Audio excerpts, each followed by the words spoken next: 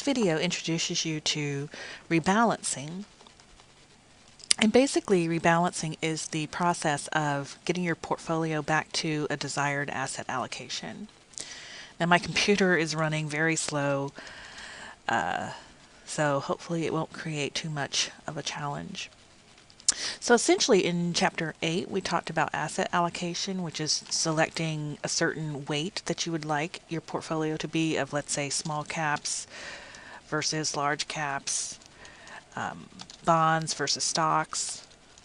And then with bonds, you can allocate them versus corporate bonds, treasury securities, long-term bonds versus short-term, high-quality bonds, bonds that have high ratings versus low quality. And so you, as an investor, have to decide how you want to allocate your portfolio. And with your Learn by Doing, that's why I had you do the X-ray, so you could see how that particular SIM's portfolio is allocated based on their fund choices. But for yourself, you would have to make those decisions. And then over time, if you don't make any changes, different types of investments are going to perform differently and their weights are going to change. So let's say that for different types of investments, and I'm not going to spend a lot of time correcting my typos. So let's say we've got some small cap stocks, and we've got some large cap stocks, and we've got some foreign stocks. And these are funds that invest in those types of securities. They're not individual stocks. And let's say that I invested a certain dollar amount in each. So let's just say, for the sake of argument, that I went to Vanguard and opened an account and I had $9,000. And Vanguard requires that I put $3,000 in each of those. So I just put $3,000 in each. That basically means I'm equally weighted. Now, that's not necessarily a good weight to have, but just for the sake of argument, let's say that we're equally weighted. To calculate the weight, what I would do is come down here and total these three amounts, and I'm just going to use Excel to do the math for me really quickly. Here I'm not trying to show you how to work a problem, I'm just trying to explain what the problem is. And then I'll have a later video that'll show you exactly how to do the math. And I'll spend a little more time on talking you through the calculations.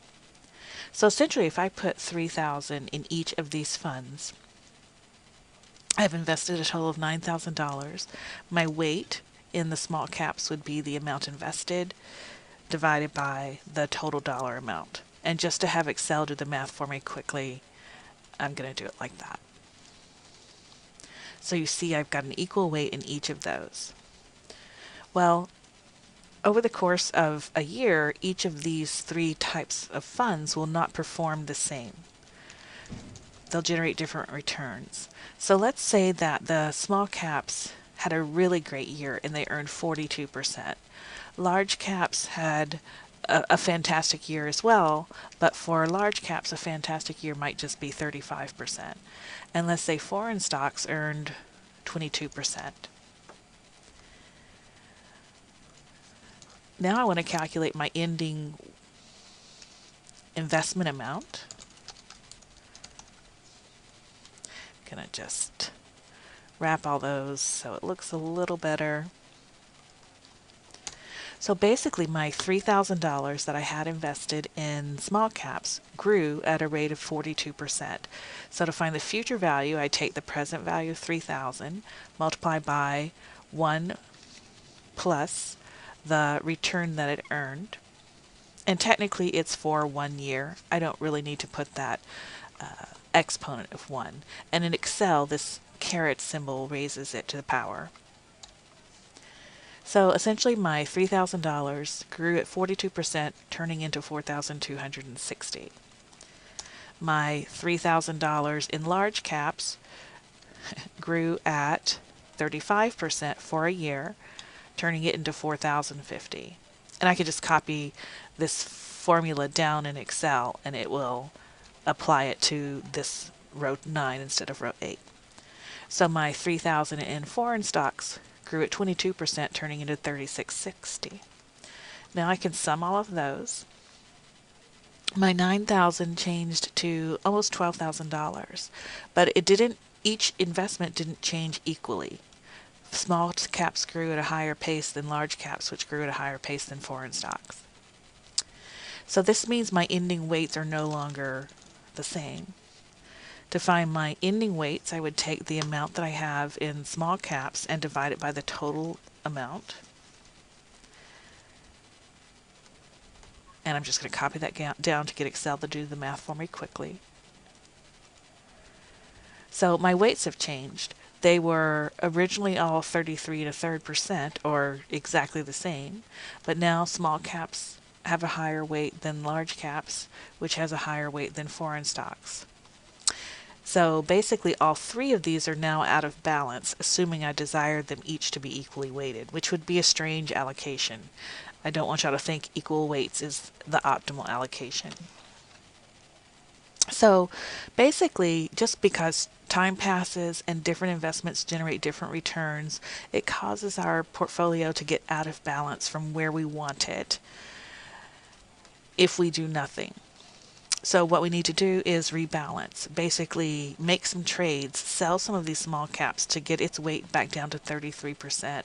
Use the money that you generate from selling it to buy some more foreign stocks or shares in a foreign stock fund to get its weight back up to 33%.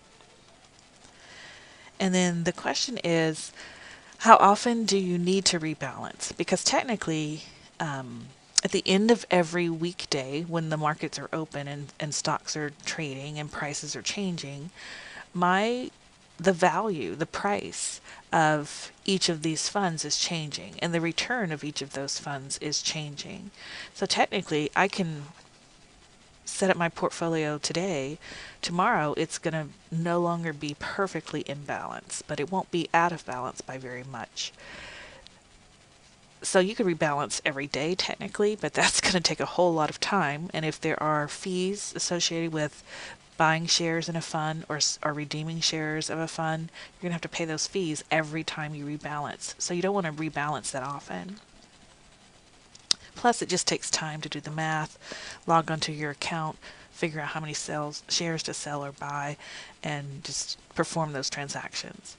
So the experts have done some analysis to see how often rebalancing should occur to optimize your time and your costs.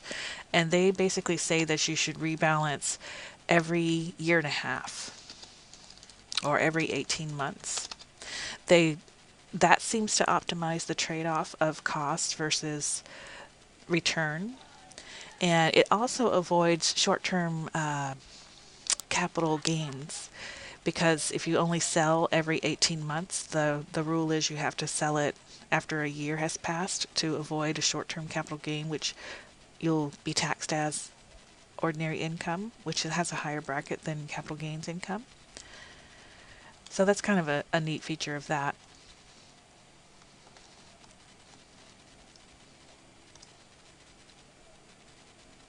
That's not what I meant to do. I actually meant to stop the video, and I can't remember what button does that.